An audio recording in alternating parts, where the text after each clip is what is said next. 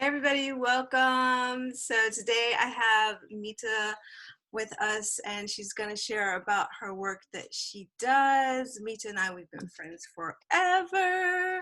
Such a long time that I'm not even going to tell you how long.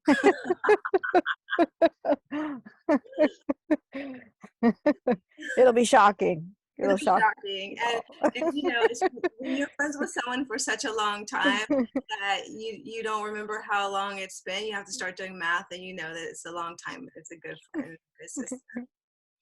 So Mita, tell us about your piece and what in, what inspired you to do your piece? Sure.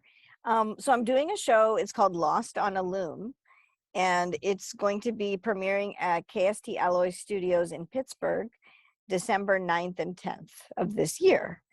And it is actually a series of lost South Asian histories lost, and looking at them through the lens of textiles, Indian textiles and fabrics. And what inspired me to start doing this piece was I read this book called Bengali Harlem. And it was so fascinating.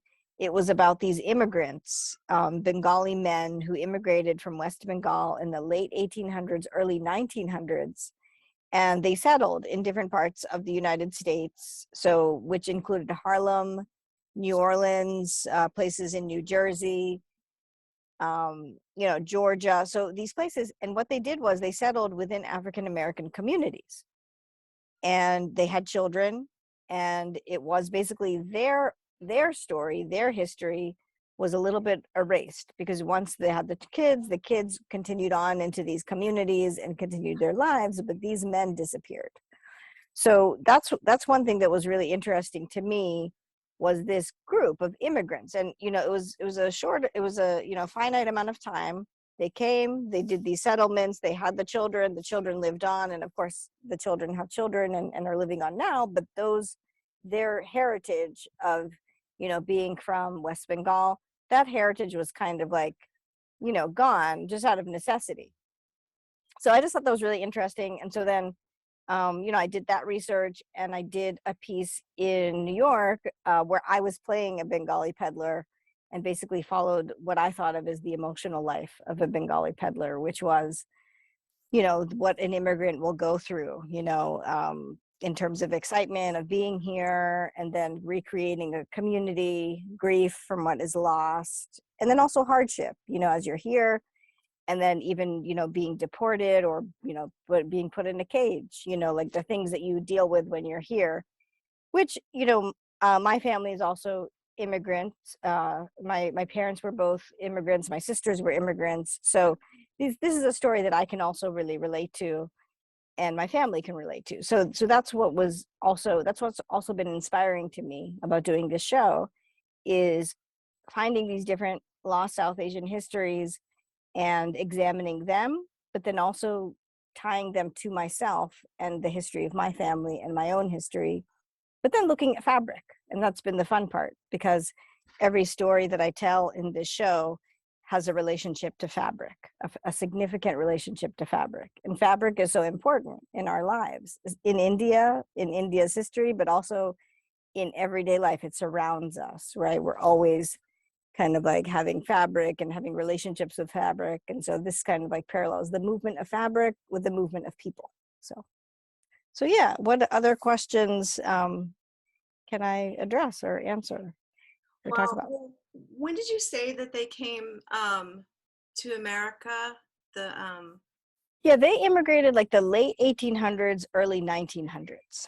Wow, that's really interesting. Yeah, yeah. Yeah, I find that really interesting because we don't hear that in history a lot. That there are a lot of because I know that also there were some Ethiopians that had actually immigrated here, and you don't hear, and of course Vikings that were here early on, and you don't hear about different groups that just came here. Um, it's yeah, so that's very very interesting. So Yeah, and the fabric piece is that these were peddlers. So they came to sell fine embroidery and silks, fabrics that were made in India by their wives there, and then they brought them here, and then they found new wives. So it's just really interesting too that there's all this women's work happening behind the scenes, and it's also related to fabric. So they were peddling fabrics and bringing them here, and it was at a time when, like, there was orientalism, and there was a lot of interest in, ooh, let me get some of that Indian fabric. It's exotic and different, and there was like, that was looked at as sought after. So, but they were, just like peddlers on the beach or on, the storefronts, selling these things that people were just very fascinated by. Wow, that's so interesting. So what is your process? What do you, and I love your work, first of all. So I'm just a Oh, fan thank you. anyway. So I just want everybody to know, like, if you haven't seen Mita's work, you really need to see it because Oh, very provocative, um, thought provoking. It's very inspirational. And I've actually we've done some work together where she's been in some of my films, and I've also been in her films, and also, yes. I mean, her choreography. And as a choreographer, she's very, very interesting and fun to work with, very deep, deep work. So why don't you explain a little bit to us about your process? How do you approach your pieces? Sure. So the section that I've been talking about, the Bengali peddlers, this started out as a solo, which I performed in back in September at Brooklyn Bridge Park, Pier 3. And really, I feel like that piece, that iteration of the piece was very site specific, because what happened is they gave me the location, and it was cool because they gave me a videotape of the location. They kind of sent a video, and they actually walked me through where I'd be dancing. So that was very spatial. And I do work very spatially. So it was very spatially inspired, and also segmented. Like, there were different definite sections, but then also inspired by music. So this piece in particular is different songs by Nusrat Fateh Ali Khan, who was a Qawwali singer, which Qawwali is a type of devotional. It's Islam, and it's like a gypsy music from from from Islam, and it's devotional. So it's really about basically like crying out to God, but it's very beautiful. It's very deep. It's like, honestly, I don't know if I should admit this, but I don't really know what the words are that he's saying, but I'm very, very deeply moved by his music. So that also is a big inspiration for me. Um, Recently I've added dancers, which has been really fun, and I haven't done that for a very long time. So what we did, I do make up movement. I have movement, but like I said, I think very spatially. So there's spatial relationships and orientation. There's also a shopping cart in this piece. So we all three dancers, there's me and two other dancers now, we have shopping carts, which I had a hot shopping cart in Brooklyn as well, which I bought for the weekend and then returned. So there's resourcefulness as well that Yeah. must come, as an artist. But yeah, I don't know. It's hard really to describe what my process is. I'm very inspired by music and space. Well, when you go to rehearse, do you do you start off with a prepared movement, or do you start to improv? It's very prepared. So I with these dancers, I come in, with, this is the sequence. Mhm. And then, but with timing, that it's been very interesting, because for me, I really feel the music. I've been a fan of Nusrat for many, many years, and so I really feel his music, and I'm learning about what my dance style is through the process. It's like, yes, I have steps, but then there's times when I just like I'm just like feeling the music, and I'm trying to learn, how do you teach that, you know Mm. you can give them 1, 2, 3, 4, 5, 6, 7, 8, but then what if there's just this like flourish where you're hearing his song, his voice, and you're just feeling it, you know? I don't know yet how to teach that. I think it's just a matter of, because when I've taught them the dances, I haven't given them counts. I've given them movement, but I haven't given them counts because it's like I'm not counting. I'm just moving to the music, but I am counting organically. I just am not consciously counting.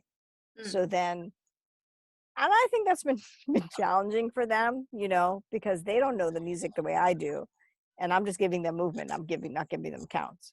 But I think over time, eventually, you know, I'll also learn how to teach what I'm doing better than what I'm doing now. So. Yeah, and Mita also does dance. I guess I call it dance theater. Yeah, and Mm-hmm. so where there's also this theatrical, sometimes this theatrical quality to it as well. So I could see how you would give space for the emotions to happen before you did all the technical things that a regular choreographer would do. But I mean, it changes from every type of choreography. Everybody has their own way of doing things. But that's really cool. I think it's really good to kind of get inside your head a little bit, because I've never been there inside your head. So, but I've always wanted to know, like, what goes on, like when you're just thinking about like how we're It's gonna a move. So right. It's a good question, you know, and yeah, it's interesting. Yeah. yeah, so Think it's about it. cool. I want to ask, what, who inspires you, or what inspires you the most? Yeah, that's a good question. I don't know. That's a hard question, I feel. It's like I think it's there's just an internal drive. And even for me, I'm like, why am I a lot of times I'm like, why am I still doing this? And I've been doing it for a very long time, right? A long time. And I never really know why. But there's like I'm compelled to keep on doing it. And then it's like, oh, okay. And then it's out there. I'm like, oh, okay. So it's like I'm supposed to do it. And you know, as an artist, it's like you're just supposed to make art. And I don't know why. And I don't know that it really even serves a purpose, or it can also be detrimental to myself, you know, because it's like so busy and you're still like driven to do this thing. So, but who inspires me? What inspires me? I think just movement, you know, I think just Mhm. expression and and giving form to the formless, I guess. Yeah, okay. There. It's like these are lost histories. These are histories that, you know, would not be told. Like there's a section in the one piece where it's a group piece where we have our shopping carts. We actually put them over our heads, and we're like looking into the audience as though we're in a cage, right? So we're sitting there, so there's an image. And I thought to myself during that, while we were doing that moment, that this is important, you know, because this is a story of people's lives, not just these men, but people now, you know, going through immigrants, going through this type of thing right now. And this is giving voice to that experience. And that's not always, those voices are not always heard or given a platform. So I think it's important to give that experience a platform. So I guess maybe that's what it is. It's like justice.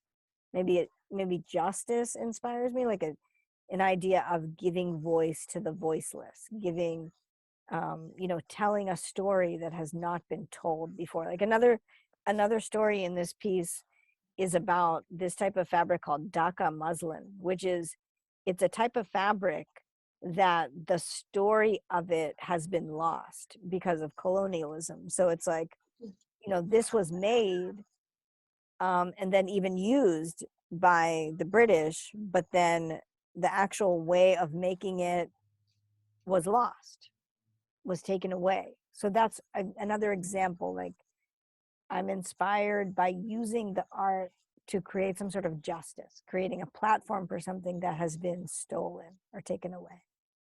Cool. Well, that's very cool. And, you know, I think that the ancestors are applauding you for, being a voice for them and telling their story. There's so many stories that are not told.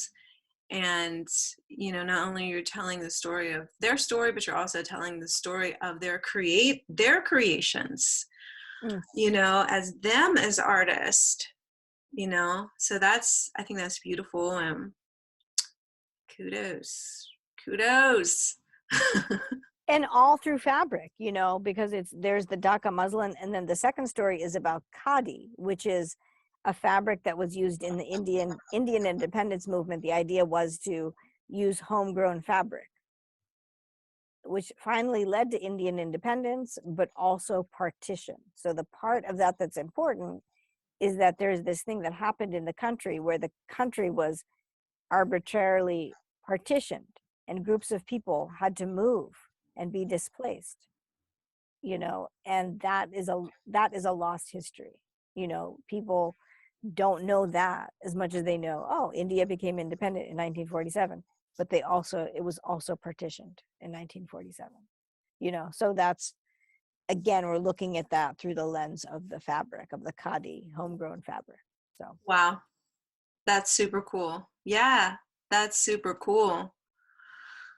Yeah, and I love it because it's something that we can all relate to. mm-hmm. Like, we can all relate to textiles. We can all relate to fabric. It's around us. It's something that is like here. We can relate.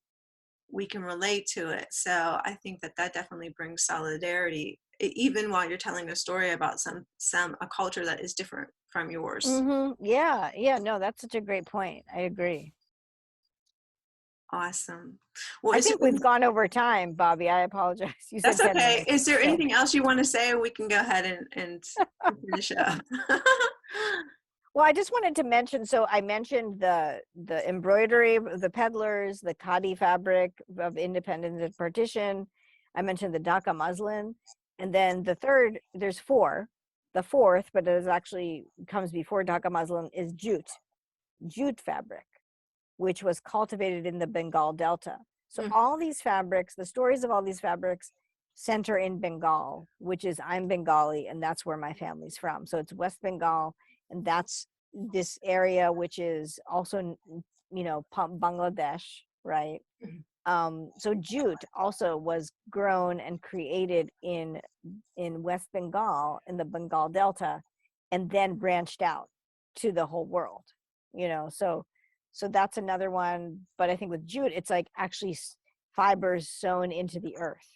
So each one is different, but it's all centered around, I guess, specifically my heritage, my Bengali heritage, and that location geographically where my ancestors are from. Cool. Very Which, by cool. the way, one last thing I want to add was confirmed with ancestry.com. Like, I did ancestry.com recently. Mhm. All I got back is that I'm like from Bangladesh. That's it. Well, we're gonna have So to do that's cool. we're gonna have to do your star code. See, if you're what stars you're from. We have to do your Vedic so we can see your nakshatras. So you're from Bangladesh. Um, okay, so this is just gonna be another interview. We're gonna have a part two because it's just too deep. Okay, I'm sorry. I have questions. I have more questions about all of the fabrics now. So my head's about to explode. So I'm thank so you, glad. Mita. Yeah, it's so fascinating. Yeah, I agree. It's so fascinating. Okay, so let's do a part two. Okay, we're gonna do a part two. We'll have to get you back up here. Okay. Thank you, Bobby. Thank you so much. I Okay. appreciate it. Thank you. Thank you.